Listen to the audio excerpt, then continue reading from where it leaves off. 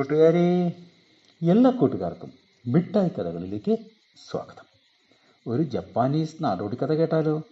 കഥയുടെ പേര് കടൽ രാജാവും ഞണ്ടും. അവതരിപ്പിക്കുന്നത് മനോജ് കുമാർ പൂളയ്ക്കൽ. കടലിൽ പണ്ട് ദുഷ്ടയായ ഒരു ഞണ്ട് താമസിച്ചിരുന്നു. കടൽ രാജാവിനെ കല്യാണം കഴിച്ച് കടലിൽ റാണിയാവണം. ഇതാണ് ഞണ്ടിൻ്റെ ആഗ്രഹം. റാണിയായാൽ എന്തു വേണമെങ്കിലും ചെയ്യാമല്ലോ, ആരും ചോദിക്കാനും വരില്ല. അങ്ങനെ സ്വപ്നം കണ്ട് ഞണ്ട് പദ്ധതികൾ തയ്യാറാക്കി. അങ്ങനെയിരിക്കെ ഒരു ദിവസം ഞണ്ടറിഞ്ഞു, കടൽ രാജാവിൻ്റെ കല്യാണമാണ്. വധു ആരാണെന്നല്ലേ? തിമിംഗലകുമാരി. അതറിഞ്ഞ ഞണ്ടിന് ദേഷ്യം വന്നു. അങ്ങനെ ഇപ്പോൾ അവൾ റാണിയാകണ്ട. ഞണ്ട് തിമിംഗലകുമാരിയുടെ കഥ കഴിക്കാനുള്ള ആലോചന തുടങ്ങി. വൈകാതെ കല്യാണ ദിവസമായി. തിമിംഗലകുമാരി മുഖത്ത് ചായമണിഞ്ഞ് ഒരുങ്ങാൻ തുടങ്ങി. പെട്ടെന്ന് കുമാരി ബോധം കെട്ട് വീണു. അയ്യോ! നിലവിളി കേട്ട് കടൽ രാജാവ് അവിടെ എത്തി. ചുറ്റും പരിശോധിച്ചപ്പോൾ രാജാവിന് ഒരു കാര്യം മനസ്സിലായി. കുമാരിയുടെ മുഖത്തിരുന്ന ചായത്തിൽ വിഷം കലർന്നിട്ടുണ്ട്.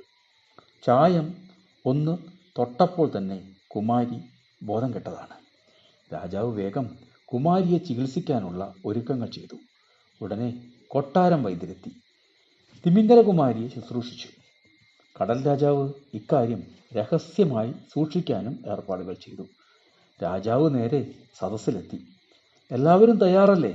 വിവാഹം ഉടൻ നടക്കും, രാജാവ് ഉറക്കെ പറഞ്ഞു. ഇത് കേട്ട് ഞണ്ട് ഞെട്ടി. കുമാരിക്ക് വിഷമേറ്റില്ലേ? ഞണ്ടിന് ദേഷ്യം കൊണ്ട് വിറച്ചു. ഞണ്ടിൻ്റെ കയ്യിൽ നിന്ന് ഒരു പാത്രം താഴെ വീണു. രാജാവ് ഇതെല്ലാം ശ്രദ്ധിക്കുന്നുണ്ടായിരുന്നു. വിവാഹം ഉടൻ നടക്കുമെന്ന് കേട്ട് എല്ലാവരും സന്തോഷിച്ചപ്പോൾ ഞണ്ട് മാത്രം ഞെട്ടലും നിരാശയും. രാജാവ് ഭടന്മാരോട് ഉത്തരവിട്ടു, ഞണ്ടിൻ്റെ കയ്യിൽ നിന്ന് വീണ പാത്രം പരിശോധിക്കൂ. പാത്രം പരിശോധിച്ചപ്പോൾ അതിൽ വിഷാംശമുള്ള ചായം.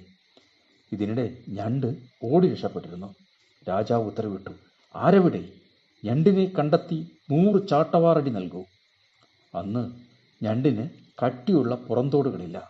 അടി പേടിച്ച് ഞണ്ട് കുറേ പടച്ചട്ടകൾ ധരിച്ച് ഒളിച്ചിരുന്നു. വൈകാതെ ഭടന്മാർ ഞണ്ടിനെ കണ്ടെത്തി. അവർ എത്ര ശ്രമിച്ചിട്ടും ഞണ്ടിൻ്റെ പടച്ചട്ട മാറ്റാനായില്ല.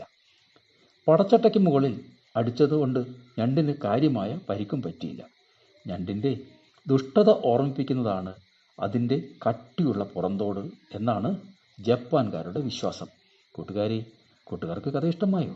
എങ്കിൽ പുതിയൊരു കഥയുമായി നമുക്ക് നാളെ കാണാം.